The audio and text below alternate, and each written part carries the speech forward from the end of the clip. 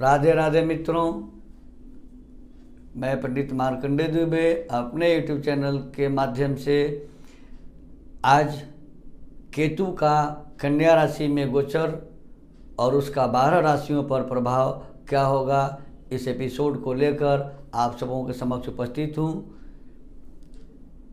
इस चैनल के माध्यम से आपको हर तरह के एपिसोड हमने दिए हैं। आज केतु के गोचर पर विस्तृत जानकारी लेकर उपस्थित हूँ, क्योंकि केतु आध्यात्मिक, मायावी, भ्रम पैदा करने वाला छद्मवेशी ग्रह है। अध्यात्म में केतु की रुचि बहुत अधिक होती है।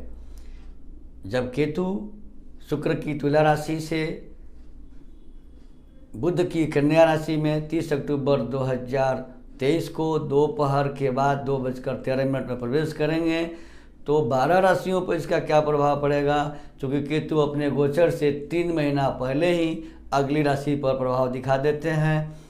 राहु और केतु के सामान्य गुण हैं, दोनों ही 3 महीने पहले से डाल देते हैं। काल्पनिक ग्रह केतु अध्यात्म की ओर ले जाते हैं। संतृप्ति और एकांत का ग्रह है केतु। मन में कुंठाएं भरना, केतु वाद विवाद कराना केतु के मुख्य लक्षण हैं। ये भ्रामक प्रवृत्ति पैदा करते हैं। तुला राशि से जब कन्या राशि में जाएंगे तब 12 राशियों के ऊपर प्रभाव क्या होगा, इसकी जानकारी देने से पहले आप सबों से मेरा निवेदन है कि यदि अब तक आपने इस चैनल को सब्सक्राइब नहीं किया है अथवा आप पहली बार यह चैनल देख रहे हैं तो सब्सक्राइब जरूर करें, वीडियो लाइक करें और अपने मित्रों को शेयर करें।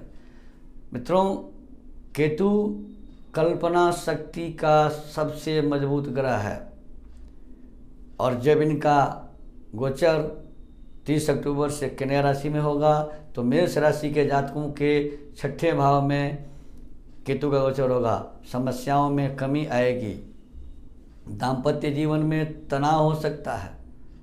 जीवन साथी के स्वास्थ्य और उनसे व्यवहार पर इस समय विशेष ध्यान देने की जरूरत होगी। रोग का पता नहीं चल सकता है।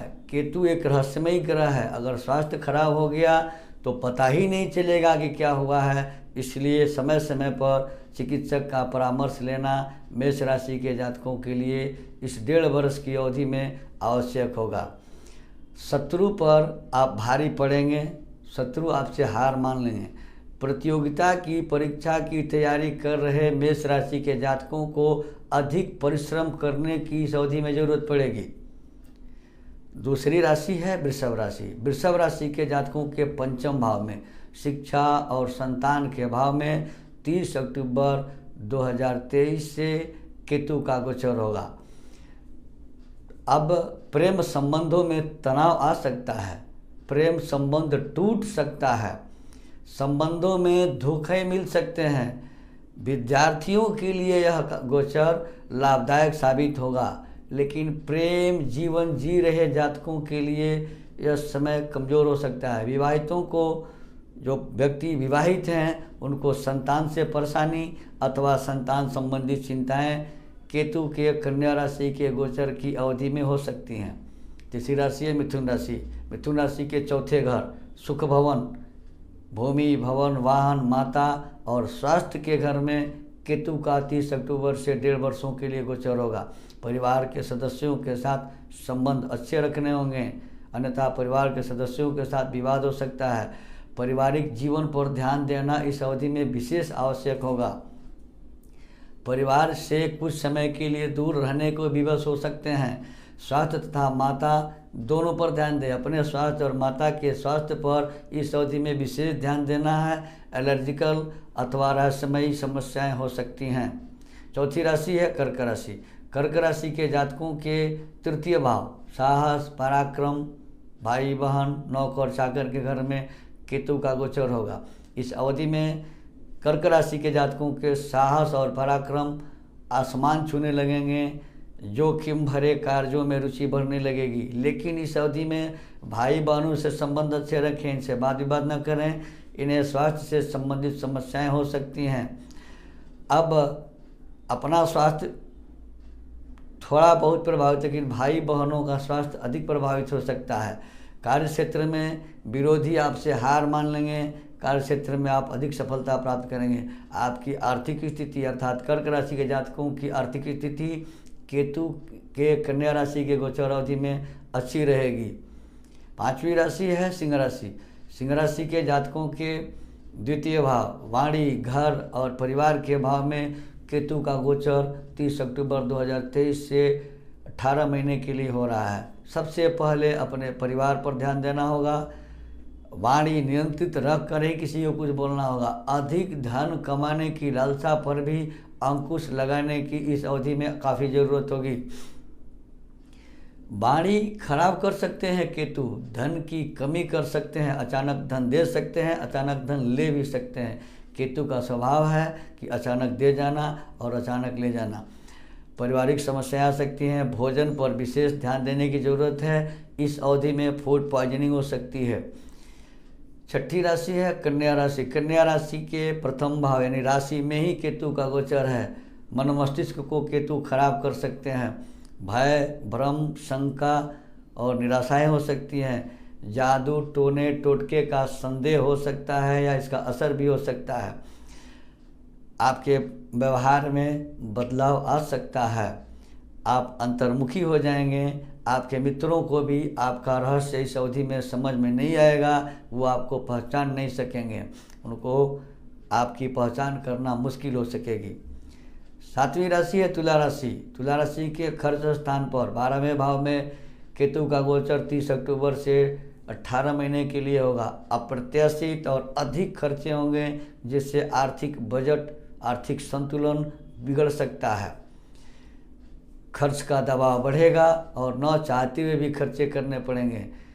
आध्यात्मिक उन्नति हेतु यह समय अच्छा है। अध्यात्म के प्रति आपकी रुझान बढ़ेगी और अध्यात्म में इस समय उन्नति भी हो सकती है, लेकिन स्वास्थ्य संबंधी समस्याओं से आपको सावधान रहने की ज़रूरत है। इस अवधि में स्वास्थ्य संबंधी समस्याएं आ सकती हैं। देश विदेश की यात्रा के इच्छुक थे, अगर पहले से योजना बना रहे थे तो इस अवधि में देश विदेश की यात्राएं, लंबी यात्राएं हो सकती हैं।